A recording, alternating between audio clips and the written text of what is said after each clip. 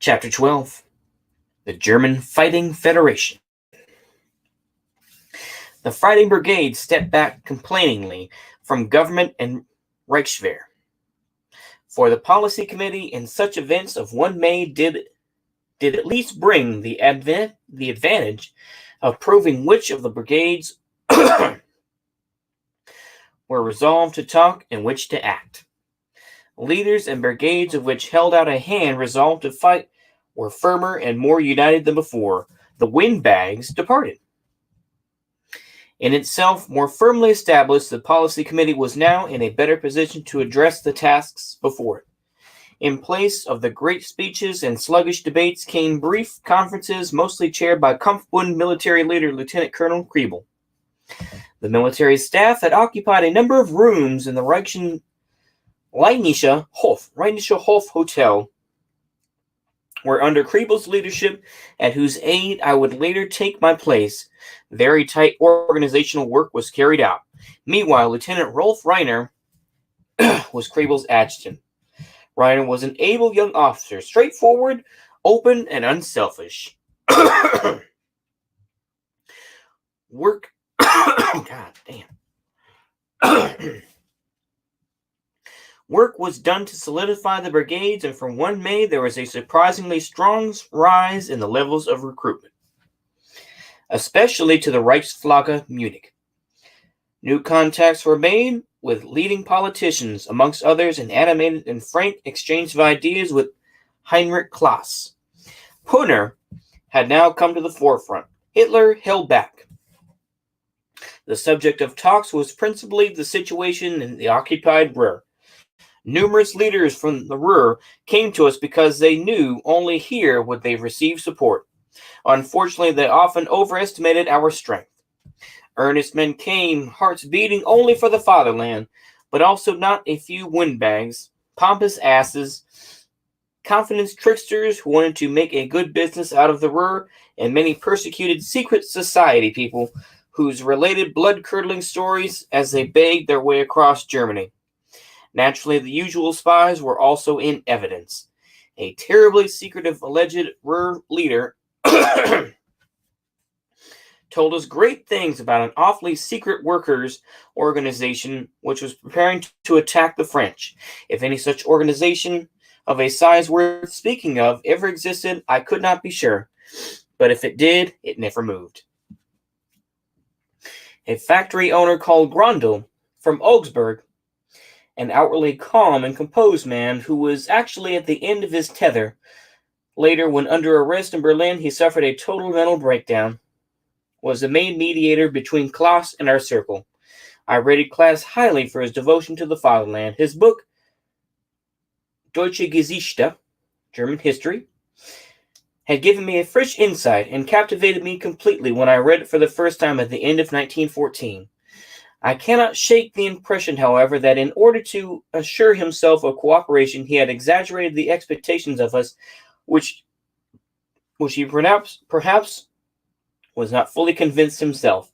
The famous Ruhr miracle, which he memorized us, hopers and waiters, turned out to be a mirage and was lost in the mists.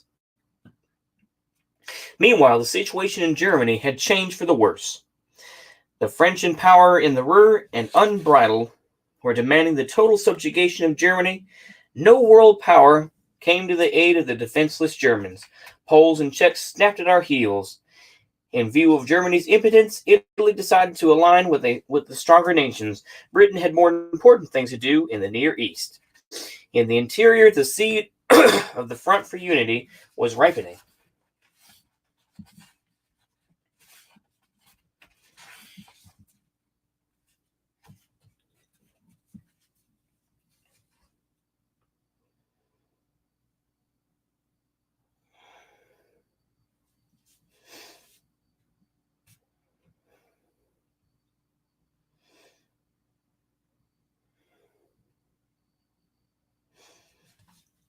In the interior, the seed of the Front for Unity was ripening. The Social Democrats could be well satisfied with the results of this policy. Schlageter fell victim to a French firing squad for Germany's honor. Severing's police were not free from the guilt for his capture by the archenemy. The fighting brigades of Munich held a ceremony in his memory on the Königsplatz. Protestant Pastor Joch, a servant of God and at heart a German, stood beside Hitler and Kriebel. Following this ceremony, there was a Catholic memorial service in the basilica, where the magnificent pro-German Benedictine fathers did all they could to honor the German hero. Abbot Schachleitner delivered a solemn eulogy.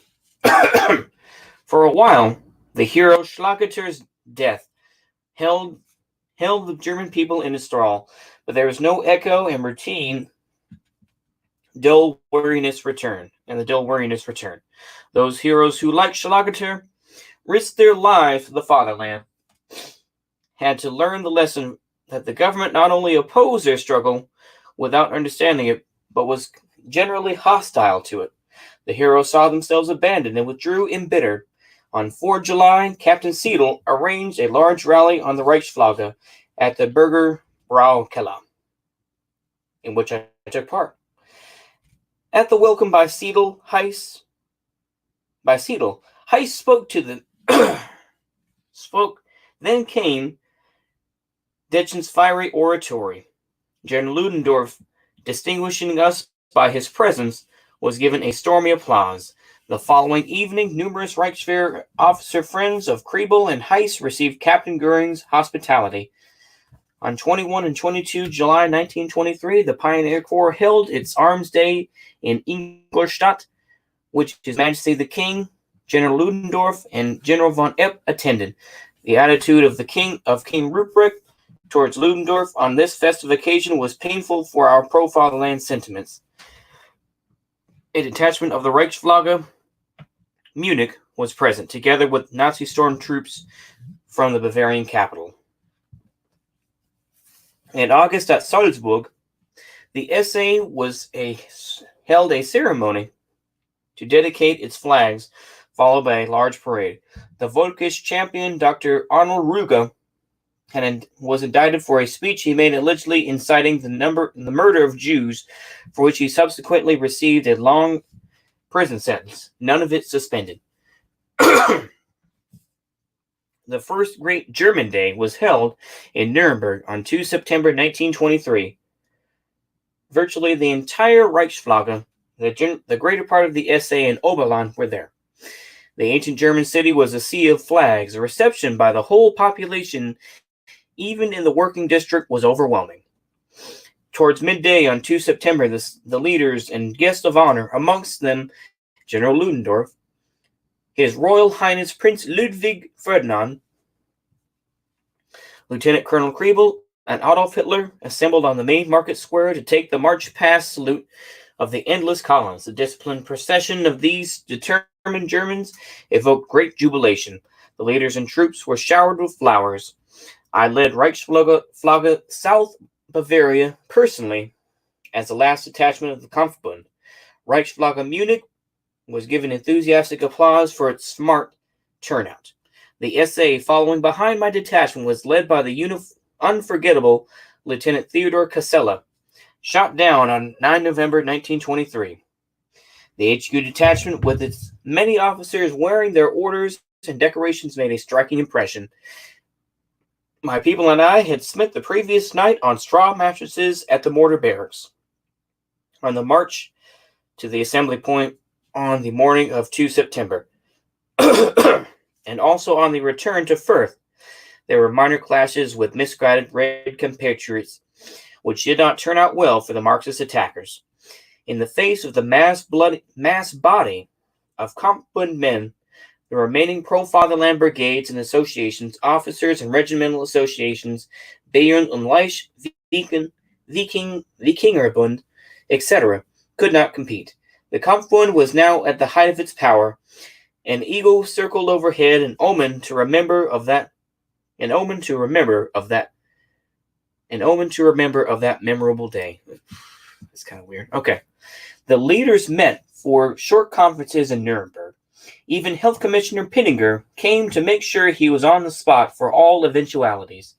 German Day was the founding day of the German Fighting Federation, Deutsche Kampfbund. It released the following announcement, drawn up by Captain Weiss and Gottfried Feder, and signed by Weber, Heiss, and Hitler. All people make for themselves their own fate in freedom or slavery.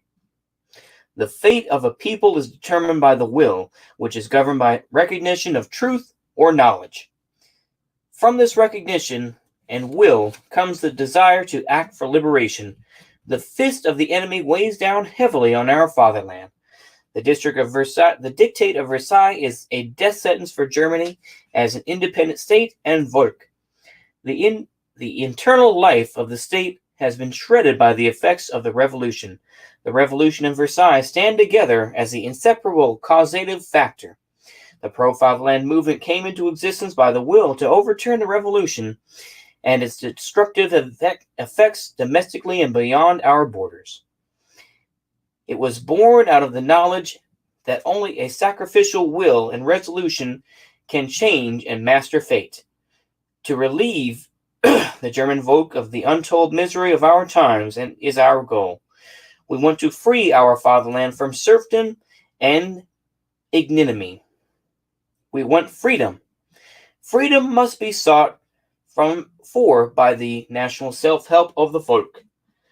The new German state set up at Weimar cannot be the vehicle of the German liberation movement, for its existence is dependent on the will of the enemy. The preservation of full independence of the pro-fatherland from all pro-revolution or not truly pro-fatherland governments is therefore a major precondition for our success. We are a pro-fatherland fighting movement, not a political party. We do not preach party politics, but want to be warriors and wish to assemble warriors with us on the road to German freedom, warriors against everything which stands in our way. We fight above all against the executioner's assistance of the foreign enemy, the Marxist movement, the International, in every form, Jewry, as a putrefactive agent in the life of the Volk and pacifism. We fight against the spirit of the Weimar Constitution, the policy of appeasement, the party system with its dreary adoration of the majority. We are the opponents of the international capital and the class struggle. We fight against all symptoms of decline which aim to diminish our physical and mental strength as the basis for destroying Volkish ability to resist. The vehicle of this struggle is the Kampfbund. It is the spiritual armorer in the struggle for liberation. Its task is to reawaken in the German Volk its will to fight and manhood. In our ranks belong those German men who, in the spirit of the veteran frontline soldiers of 1914, live for the fatherland and are ready to die for it. Above all, in German youth prepared to sacrifice, for whom Schlagenter's heroic death is a shining example of the fulfillment of duty and loyalty. The merging of the fighting brigades into a single pro-fatherland fighting federation guarantees the victory of our movement. Brothers, it cannot go on like this. Let us stand together, put up with no more. Freedom is your tree. Freedom, your tree is rotting. Everybody reduced to penury. Soon we sink into hunger. Volk, to arms. Through a fighting community to a community of the Volk. The German community of the Volk embraces all those of German origins into one Reich. The German state is the homeland of the Germans. It is Volkish. The right of citizenship must be earned. It is linked to the right to serve the colors and independent of the fulfillment of the citizen's duty. The German Reich is not a unified state with a central government and provincial administrations, but a federal state in the Bismarckian sense, in which the identity of the state as a personality is preserved. The exercise of rights and the means of defense which are outwardly necessary for the validity of the Reich are exclusively the jurisdiction of the Reich.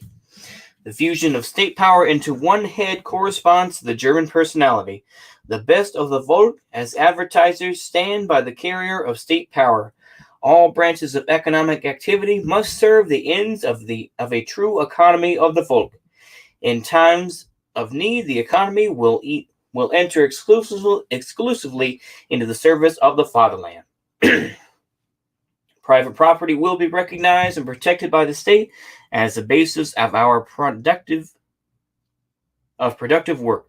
Dispossession by tax laws is an abuse of state power. The domination of supranational financial powers in the state and business is to be broken. Capital and business must not be free to build a state within a state. The education of the young in both the pro-fatherland and vocations is to have a Christian foundation. Its objective is the creation of character. School, stage, writing, press, art, and cinema must be placed at the service of German renewal. Whoever fights and bleeds for the fatherland has to claim its thanks. This finds its expression in the concerns of the state for the welfare of soldiers and the victims of war, and in a far-reaching house-building program. Our legal system needs exhaustive revision in both the German and Völkisch senses. We need laws for the protection of the fatherland. Whoever betrays Germany and the German people must be punished with death. The German Reich will be built on these principles. As to the details, the leaders and warriors of the German liberation movement will decide. This Reich will only last if it is carried and protected by the strong armed forces founded on the military mindedness of the German Volk, for whom conscription is the right of the free man to serve the colors. Through our emerging into a pro-fatherland fighting federation, we may obtain the reality for which we yearn. Under the black, white, red flag, a united Volk and a free German Reich, outwardly one and mighty with the sword, inwardly rich and multiform. Nuremberg, German Day, 1st and 2nd September 1923.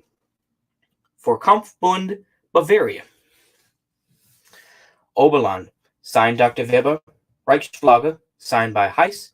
The essay of the NSDAP, signed Adolf Hitler. Hitler's constant statement that it was the duty of the fighting brigades to think and act politically assumed clear form in its declaration of intent. A great step forward has been made. Subsequently, in this connection, I tried to win Weber and Hess's agreement to transfer political leadership of the Kampfbund to Hitler. It was clear to me that without united, tight leadership, nothing could be achieved. In my opinion, Kriepel and Hitler had to be dictators in order to make the Kampfbund battle-worthy.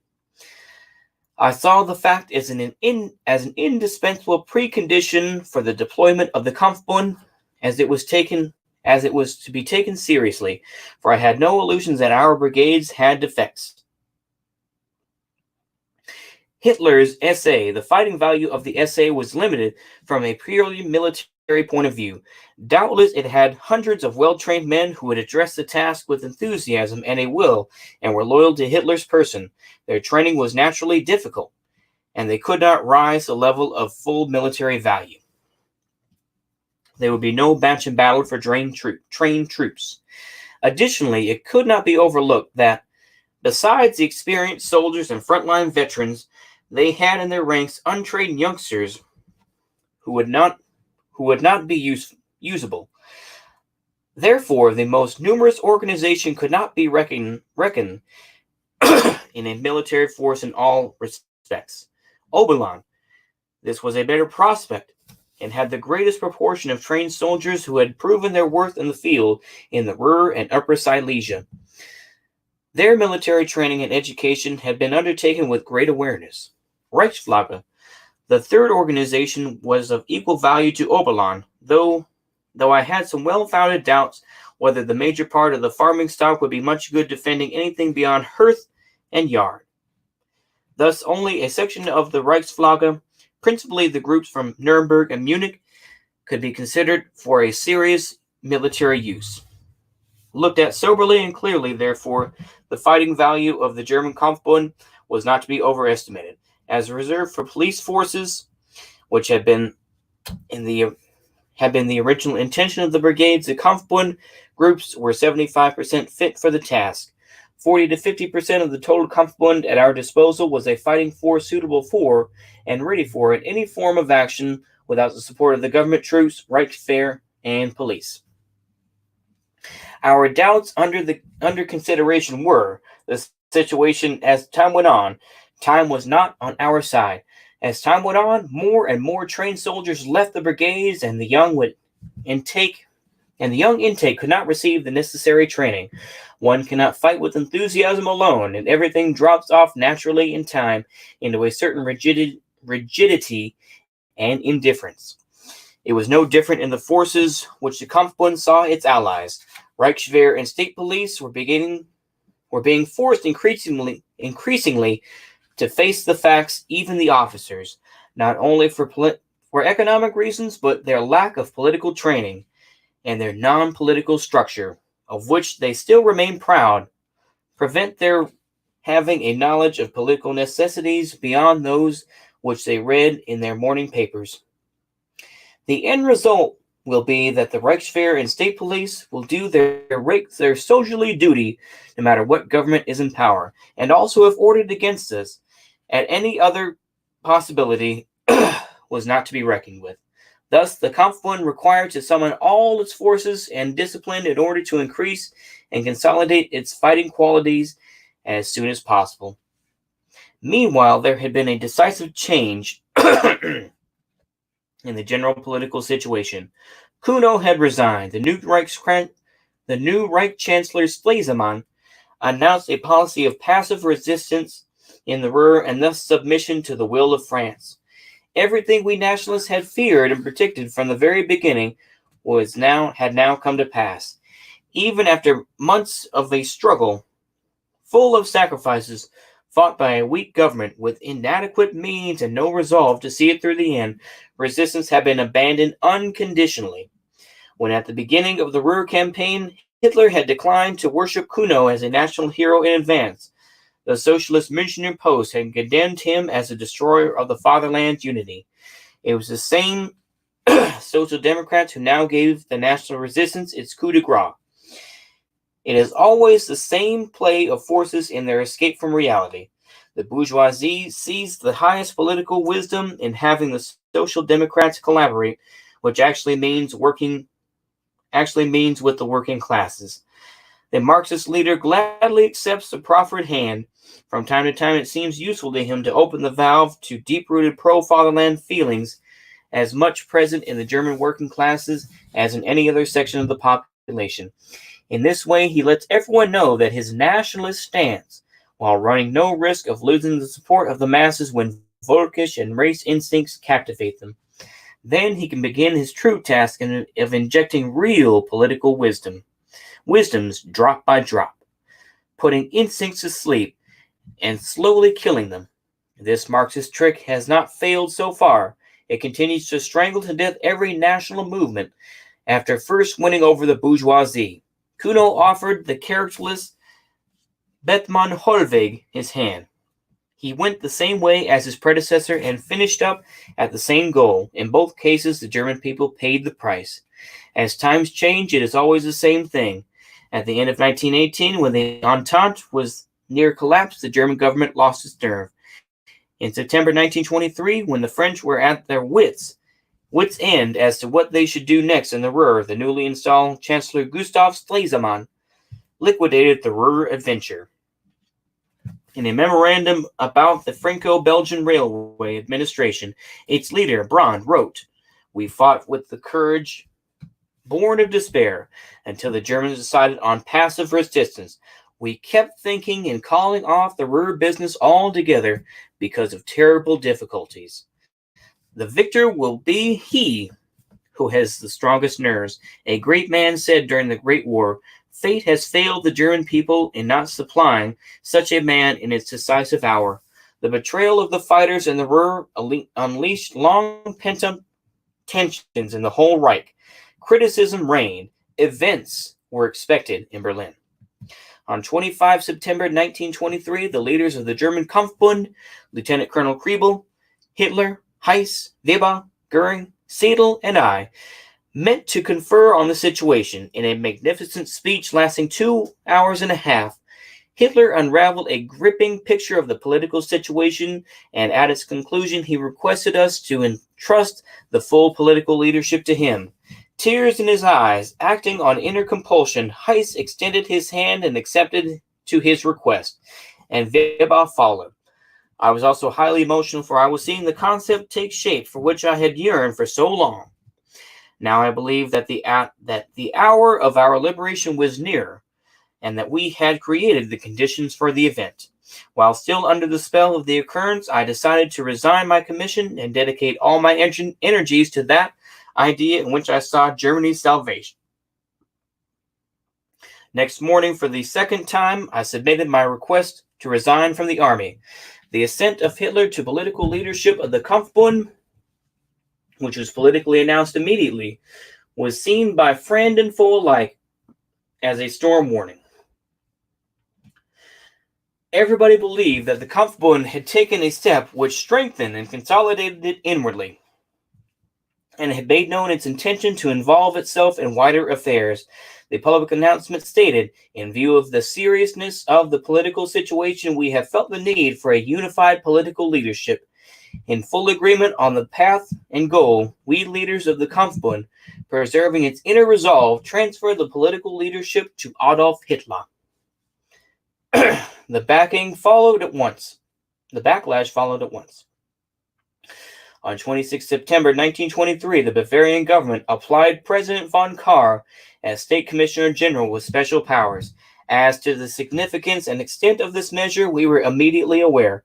In the person of Kahr, the Kampfbund was to be oppressed by a man who, perhaps by the virtue of his name, was alone able to suppress that political supremacy which the Kampfbund sought to gain for itself.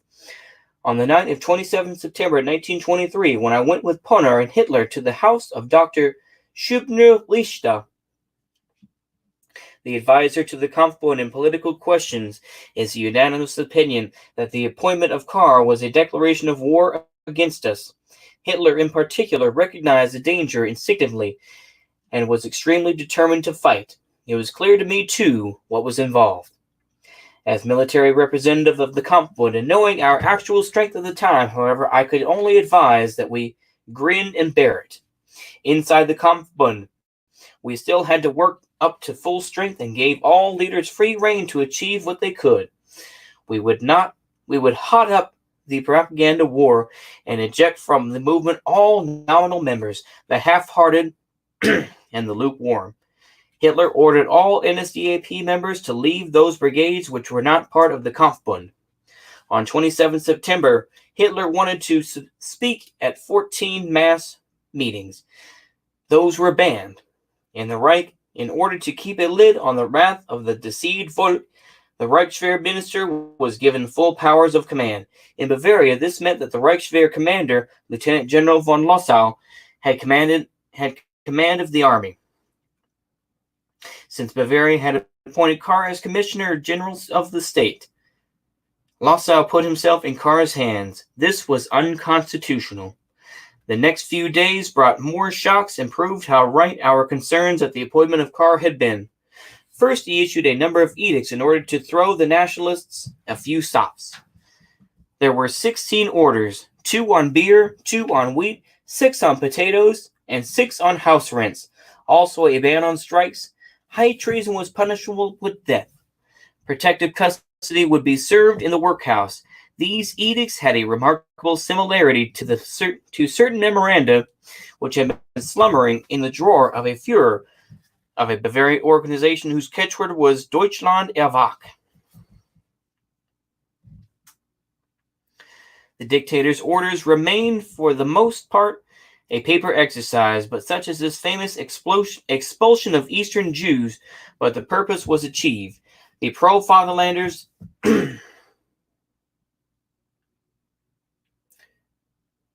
admired a strong arm of the energetic Commissioner General of the state. The Unity Frontists became hopeful. The nationalist press, led by Scheidt, editor of the Münchner Zeitung, professed the height of astonishment at Kahr's measures. It was unbelievable that Adolf Hitler could not see the benefits and declined to prostrate himself at Kahr's feet. The pro-fatherland leaders urged the National Socialist outsider to bite the bullet and join the chorus of Hallelujah. But incredibly, Adolf could not be tempted. Poner, Kriebel, Heiss, Weber, and I shared his opinion. We had all seen Carr's doings previously, and now we wanted some action. Now it was necessary to move not paper but people. All Carr's former measures carried the stamp of half-heartedness. Carr was the man of eternal preparation.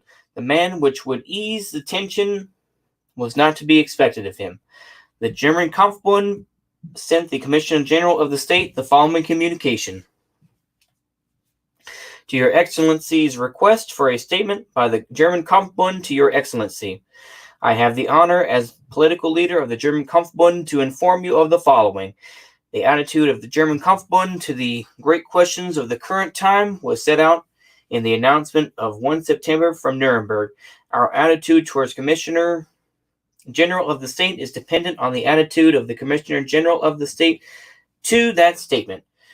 We take note that the appointment of the Commissioner General of State was made without previous contact to the German Kampfbund. Signed, Adolf Hitler.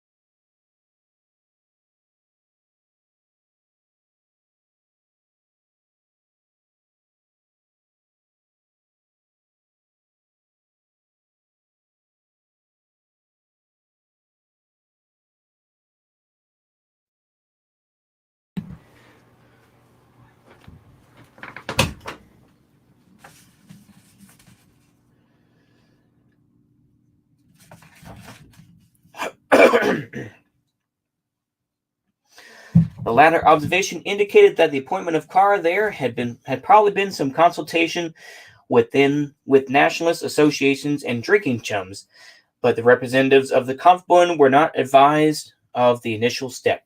King Ruprecht called upon the officers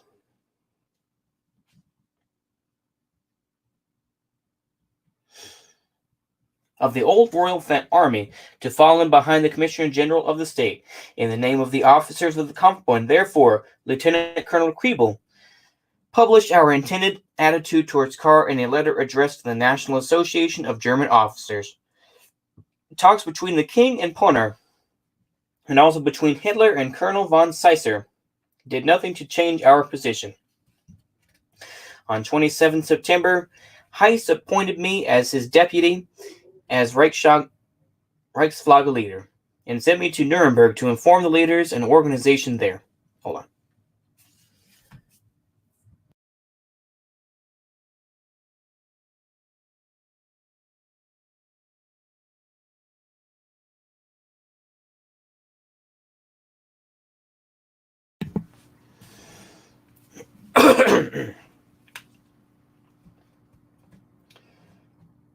On 27 September, Heiss appointed me as his deputy as Reichsflagge leader and sent me to Nuremberg to inform the leaders and organization there. What I found upon my arrival was not good. Kutter, the speaker for the German nationalists, a fiery orator, intended on behalf of his party to throw the local Reichsflagge behind Carr. Its principal leader supported him unconditionally. I was unable to convince all the leaders as to the views of the Kampfbund, and so at the full meeting limited myself to a few meaningless platitudes to the assembled Reichsflagge. Heiss, who came up the next day from Munich, drove with me to the German Day at Bayreuth, and on 30 September, in which Hitler also participated. Heiss was wavering, but I believed he was still resolved to remain true to the Kampfbund. In any case, in a conversation with Hitler, he asked him to address the imminent meeting of the Reichsflagge. On the night of 1 October, Kutter issued Captain Heiss with an ultimatum to accept a story which contradicted the guidelines of the Kampfbund. The result of the argument was an order by the Reichsflagge leadership to the district troops, to which I felt myself forced to assent. in which the policies of Commissioner General Carr were to be supported insofar as they did not conflict with the principles of the Kampfbund. I returned to Munich with the misgivings and feared the worst for Heyst and Reichsflagge from the circle around Kuta. A few days later, Bolton of the Reichsflagge leadership came to Munich as Captain Heyst's envoy in order to discuss a change of course for the Kampfbund. Bolton seemed convinced of the correctness of our position, if only at the moment. In any case, on the evening of 4 October, Captain Heyst made a declaration that the Reichsflagge now stood, as before, foursquare behind the Kampfbund. Statement of 29 September. And that it was an inseparable member of the Kampfbund and was not thinking of leaving it.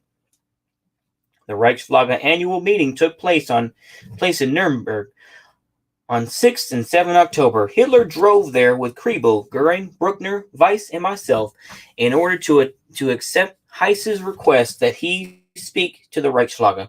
Heyst then withdrew the offer and declined Hitler's request to speak. When Hitler demanded categorically to address the Reichsflagge as political leader of the Kampfbund, Heyst rejected this too. Before the event even began, I urged Heyst to let Hitler speak, but in vain. Heyst was determined to break with Hitler. He had gone over to Carr. I have no ideas what his reasons were, but they were probably not just based on the opinions of influential district leaders. To reclaim him, a conference in Munich would be of decisive importance. When Heyst inaugurated the Reichsflagge session on 7 October, he emphasized in his speech that he would stand behind Carr if the Commissioner General followed the path he had already embarked upon. We are tied to him for better, but not for worse. We are the imperturbable expression of his position. When he recounted the things Carr had done and had promised to do, there was great jubilation from the totally indiscriminating audience, which fitted exactly the image of a crowd governed by catchphrases. I saw that I could do nothing more with this circle. On Hitler's orders, I read out this declaration that he was vacating his post as political leader of the Kampfbund. When Heyst requested a voice of confidence from his subordinate, leaders I refused. The district leaders of Augsburg, Memmingen, and Schlesheim threw in their lot with me, at which point Heyst declared that these and the district group Munich be disbanded. The Kampfbund had existed only a few days as originally constituted. It was to have been a power whose voice on the German questions should have been heard. At that moment, when it entered the political arena, it was already at the center of the struggle. Then one of its founders and leaders departed. As for the defection of Captain Heyst, and I had no understanding. I knew that forces were at work to extract him from our circle, but I had not thought that he would fall victim to them. In any case, we now reckoned with losing him. The Reich had issued a warrant for his arrest for some alleged incitement or other in his past. The Bavarian state attorney wasted no time in having him picked up.